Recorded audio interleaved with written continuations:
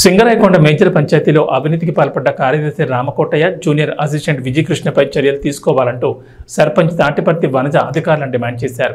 సింగరాయకొండ పంచాయతీ కార్యాలయంలో ఏర్పాటు చేసిన విలేకరుల సమావేశంలో ఆమె మాట్లాడుతూ ఇంటి పనుల నగదును తన సొంత అకౌంట్లోకి జమ చేసుకోవడమే కాకుండా పంచాయతీకి సంబంధించిన రికార్డులను జూనియర్ అసిస్టెంట్ సాయంతో కార్యదర్శి మాయం చేశాడని, అందుకోసమే జూనియర్ అసిస్టెంట్ గదికి తాళాలు వేసి వీరిపై ఉన్నతాధికారులకు ఫిర్యాదు చేశారని, ఉన్నతాధికారుల ఉత్తర్వులు సైతం కార్యదర్శి బేఖాతరు చేసి సర్పంచ్నైన తనకు కనీస సమాచారం ఇవ్వకుండా తాను లేని టైంలో గది తాళాలు పగలగొట్టి రికార్డులను స్వాధీనం చేసుకున్నాడని, ఇది దొంగ చేతికి తాళాలు ఇచ్చిన విధంగా ఉందని, కార్యదర్శి కొంతమంది నేర చరిత్ర ఉన్న వారితో తనపై కావాలని అసత్య అవినీతి ఆరోపణలు చేస్తూ తనపై ఫిర్యాదులు చేస్తున్నారని, ఒక గౌరవప్రదమైన కుటుంబంలో నుంచి వచ్చిన మహిళ సర్పంచ్నైన నేను ప్రజాసేవ చేయడానికి రాజకీయాల్లోకి వచ్చామని, అవినీతి సొమ్ముతో బతకాల్సిన అవసరం తాటిపత్తి కుటుంబానికి లేదని, పంచాయతీ ఖర్చు పెట్టిన ప్రతి రూపాయికి తమ దగ్గర లెక్కలున్నాయని, అవినీతి చేశామని నిరూపిస్తే ఎంతటి శిక్షకైనా సిద్ధమేనని, అలాగే కార్యదర్శి అవినీతికి పాల్పడినట్లు తమ దగ్గర అన్ని ఆధారాలు ఉన్నాయని, వాటిపై పై అధికారులు పూర్తి విచారణ జరిపి తగు చర్యలు తీసుకోవాలంటూ జిల్లా కలెక్టర్ ఫిర్యాదు చేశామని పంచాయతీ కార్యాలయంలో ఏర్పాటు చేసిన విలేకరుల సమావేశంలో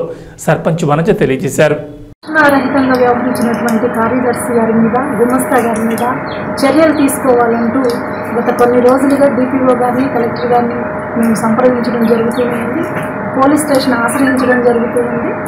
ఈరోజు ఉదయం మరి స్పందన కార్యక్రమంలో కూడా మేము లెటర్ సబ్మిట్ చేయడం జరిగింది, కలెక్టర్ గారితో మాట్లాడడం జరిగింది.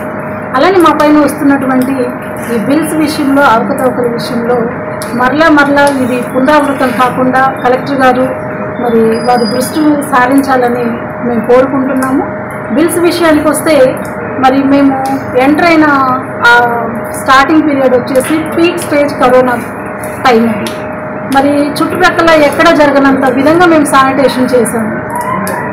ప్రతి చోట బ్లీచింగ్ చల్లడము, వాట్సాప్ గ్రూప్ ద్వారా సమస్యలు వచ్చినప్పుడు 24 అవర్స్లో, వితిన్ అవర్స్లో వాటిని మేము సాల్వ్ చేయడము, సమస్య దగ్గరికి వెంటనే డిపార్ట్మెంట్స్ని పంపించడము, ఈ విధంగా మేము పంచాయతీ పనులను ముందుకు తీసుకువెళ్తూ ఉన్నాము. అప్పటి ఇన్ఛార్జిగా వేసినటువంటి అధికారులు ప్రతిరోజు వచ్చి పంచాయతీని పర్యవేక్షించారా, వారు వచ్చి పంచాయతీలో కూర్చున్నారా, ఏం జరుగుతుందనేది వారు పర్యవేక్షించారు. ఒకవేళ మేము ఆ కరోనా టైంలో శానిటేషన్ చేయకపోతే మండల స్థాయి అధికారులు, జిల్లా స్థాయి అధికారులు మమ్మల్ని ఎందుకు ప్రశ్నించలేదు? ఒకవేళ జరిగి ఉంటే మేము బ్లీచింగ్ ఎక్కడి నుంచి తీసుకొని వచ్చి మేము శానిటేషన్ చేశాము. ఈ రోజున మా చేతి డబ్బులు పెట్టి పంచాయతీ నడిపిస్తున్న ఈ పరిస్థితుల్లో మా పైన ఇటువంటి బుర్రజల్లి ప్రయత్నాలు చేస్తూ ఉన్నారు. కలెక్టర్ గారి దగ్గరికి వెళ్ళాము.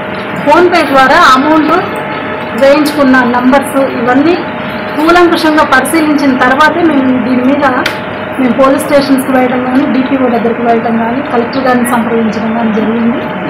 ఇక్కడ మీరు చూస్తే ఇవన్నీ వివరాలు మీరు అందరూ తీసుకోవచ్చు. అట్లనే మేము బిల్స్ పెట్టి 22 సెప్టెంబర్ నెలలో మా లాస్ట్ బిల్లు. అప్పటి నుంచి గత 2 సంవత్సరాలుగా మేము పంచాయతీని నడిపించుకుంటూ వస్తున్నాము. అటువంటి మా పైన బిల్స్ పైన అవకతవకలు జరిగాయని ఎంత మాత్రము మరి మమ్మల్ని విమర్శించడంలో ఎంత మాత్రము వాస్తవం ఉందో మీడియా మిత్రులు మీరందరూ ఆలోచించాలి, ప్రజలందరూ మినిమైజ్ చేసి వాడుతున్నామో మీరు ఒకసారి ఆ డీటెయిల్స్ తీసుకోవచ్చు. గతంలో మాకన్నా ముందు పరిపాలించిన వాళ్ళు డీజిల్కి, పెట్రోల్కి వచ్చేసి ల్యాక్స్లో వసూళ్లు చేసి బిల్స్ పెడితే మేము 40,000కి వాటిని మినిమైజ్ చేశాము. అంటే మేము ప్రజల ప్రతి రూపాయికి మనం జవాబుదారీ కలిగి ఉన్నాము. ప్రజలకి మనం మరలా వాళ్ళ రూపాయితో వాళ్ళకి తిరిగి మళ్ళీ మనం సేవలు అందించాలనే ఒక ఉద్దేశంతో, ఒక సేవా దృక్పథంతో మేము పంచాయతీని చేపట్టాము. చేసినటువంటి అధికారులది ఈఓ గారి దగ్గర నుంచి గుమస్తా గారి వరకు వారిపైన చర్యలు తీసుకోమని మా పోరాటం. ప్రజల సొమ్ముకు జవాబుదారీ తనం కలిగి ఉండాలనేది మా ఆశయం. పంచాయతీ